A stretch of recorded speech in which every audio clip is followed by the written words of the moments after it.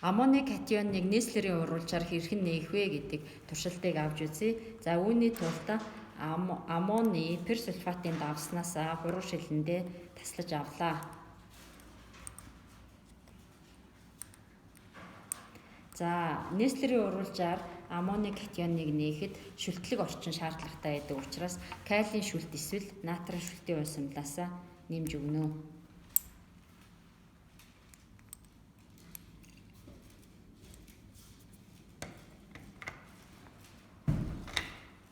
За нийслэрийн уруулж нь калиен тетра йодо меркурат гэсэн нэртэй. За нийслэрийн уруулжаас 2 уусамлынхаа холц дээр нэмье. За энэ үед улаан хүрэн өнгийн тундас үүсгэх ёстой.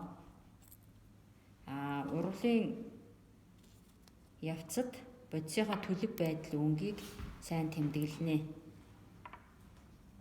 За энэ нийслэрийн уруулж маань уусамл нь бага болсон учраас 3 шилээрээ жоохоо нэмээд өгч.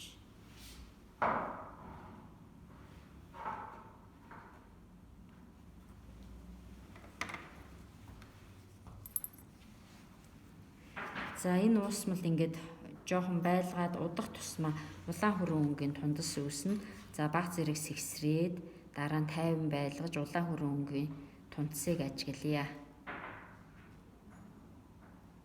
За нэлээд тунаад ирэхээр нь явцыг ажиглая. За одоо энэ доод улаан хүрэн өнгийн тундас үүснийг харах боломжтой байна.